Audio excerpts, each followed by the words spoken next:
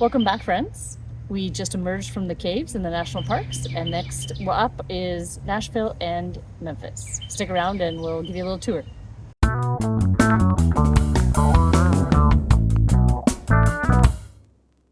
So the drive you'll see here from Mammoth Cave National Park, where we were last episode, down to Nashville was only about an hour and a half. So a pretty easy drive day, and we could get on with seeing some sights. What did we get up to in Nashville? One of the first things we did was the Country Music Hall of Fame and Museum. Super interesting evolution of country music. It included all about Nashville, as well as the difference between Nashville country music and California country music. It was kind of a little bit more rough around the edges, kind of the Eagles, Nitty Gritty Dirt Band. There's tons of artifacts, guitars, costumes, everything. It was really well done. Some of Nudi's costumes. He was a costume designer, so lots of stuff with great not sequins. What are they again? Rhinestones. Rhinestones, yes. I decided I need to wear more rhinestones. Pretty sweet costumes. But I think the real highlight of that, I enjoyed the Country Music Museum, but we tacked on for an extra $20, I think it was. You could get a little shuttle and do a guided tour of RCA Studio B. And this is where Elvis recorded over 200 of his songs. We had a great tour guide, Michelle, that took us through there. Got to see, they've got a piano there that's been there since 1941, and it's supposedly one of Elvis's very favorite pianos as well. So a great little trip with her, and a real highlight of the Country Music Hall of Fame as well. So we got that in the bag. What else did we get up to? We also spent 2 nights touring around all the honky tonks, and that was really interesting. There's a lot of big names like Garth Brooks, Kid Rock, and then a lot of bands that kind of will do covers and just audience requests. They're really talented. And you also have some of the smaller, kind of more classic honky tonks with classic country music, kind of old school, like Layla's and Robert's Western World, where you can also buy boots. So that was a real treat checking out all those places. But after just a couple evenings on Broadway there at the honky tonks and about a day and a half turnaround, it was time to get back on the road.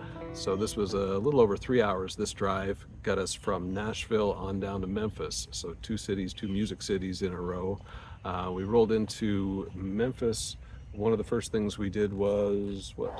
Graceland, yeah. We stayed overnight, got up the next morning, camped right next to Graceland. I was pretty excited about this one. This was a big stop on our entire vacation. I've been an Elvis fan since I was about 5 and excited to go see his house.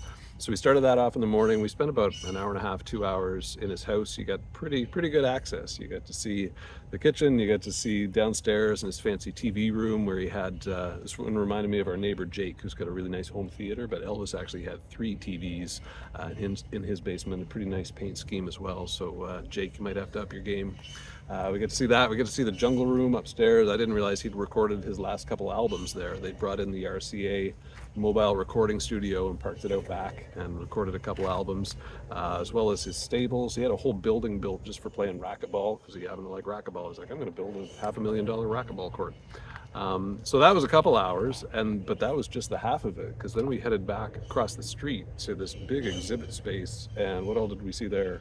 So all his toys, including a timeline of his life as well. So all his cars, motorbikes, his time in the Army, his time in Hollywood, and then it got into finally all his jumpsuits and costumes, which was super cool.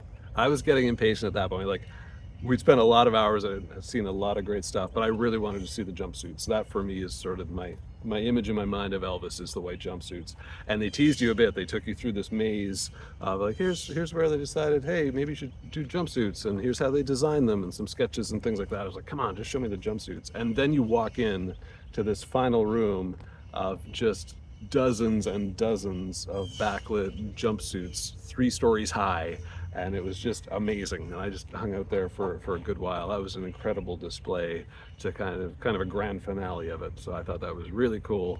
And man, we spent like 5 hours there and saw so much. It was a pretty solid day. We also had lunch at the diner, and you were able to get Elvis's favorite meal.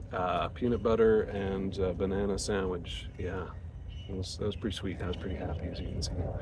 So we had a really solid day at Graceland, but we saw a couple other stops as well. We got to the National Civil Rights Museum at the Lorraine Hotel.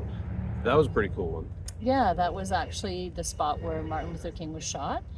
and they have taken the hotel, preserved the rooms that he stayed in, and made the rest of it a museum. It starts describing with slavery all the way through the civil rights movement, all the way to present day.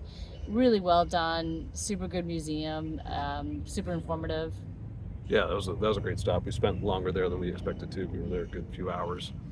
And from there that afternoon, we then went over to the Stax Museum of Soul Music. They've rebuilt Stax Studios and it's now a museum. I was excited to get here as well because if you know Chef from South Park, if you know the theme from Shaft, this is all Isaac Hayes, and he worked at Stax, recorded there. He wrote songs for Sam and Dave. Otis Redding recorded there, so it was quite the studio in Memphis. And so a great little tour there, seeing some of that. We get to see Isaac Hayes' desk. I imagined myself pitching my band and trying to get signed by his label. Probably not going to happen. We got to see his gold-plated Cadillac as well, which is a pretty sweet ride. So we only spent an hour or so at that one, but that was a really well-done museum and a really neat stop along the way too. Finally, we headed down to Beale Street, which is famous for bars and music and blues. It was pretty quiet as we went down there a little bit early, around, I don't know, late afternoon on a Friday. And so things kind of started getting going like once we were leaving, more around 8 p.m. But we did get to see some bands, and it was really fun. It was great entertainment, and it's a pretty cool spot in the end. So had a great time there. And before you knew it, it was getting to be time for bed, so we caught the trolley back up the street.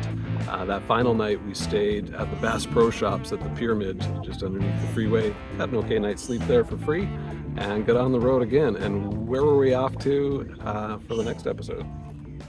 The next episode is The Eclipse. Stay tuned. Okay, a quick update on the stats for you. We're rolling up towards 4,000 kilometers. If you count Graceland, we've seen 5 music museums now, so getting a good dose of that. And at least 2 instances now of me demonstrating excellent self-control. You'll recall from episode 1 or 2, I did not buy the 5.5-foot Sasquatch garden decoration. I resisted. This time it was $2,400 I did not spend on a replica jumpsuit at the Graceland gift shop, even though I was very tempted. And that could be a future purchase, but so far, good for me. All right, testing my audio. This is Craig. Testing my audio. It's Holly. Wow, you are tired. One of the first things we did was the Country Music Hall of Fame.